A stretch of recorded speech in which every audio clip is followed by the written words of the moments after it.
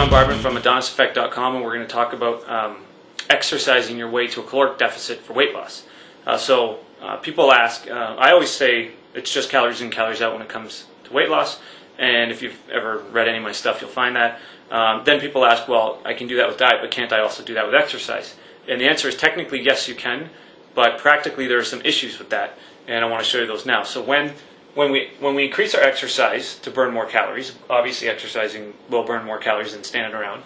But when that happens, we normally have we compensate for it with some increased rest throughout the day. So you got to remember that there's another 15 or 16 waking hours that you're going to be doing stuff, and you may not notice that you're actually taking more rest or being less active throughout the day.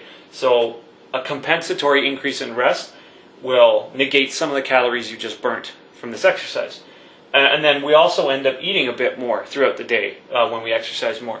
Now this effect is really subtle. This could only just be a couple of bites of food at breakfast, lunch, and dinner, and maybe 1 or 2 more bites at a snack, and that could end up adding up to 200-300 calories, which could be all the calories you burnt in an exercise session. And another thing, if you're doing a lot of cardio, biking, running, any kind of steady state movement, actually any movement, repetitive movement at all, you become efficient at that exercise. So as you become more efficient at it, you actually burn less calories. It's kind of like once a runner gets into a really good stride, the first time you ever try running, a couple of kilometers is really difficult, and then once you get good at it, it becomes much less difficult. You're becoming more efficient, so you're actually burning less calories. So when you add these things together, and then another confounding variable is most people grossly overestimate how many calories they're even burning during an exercise session. So when you put these things together with this, which they always kind of go hand in hand,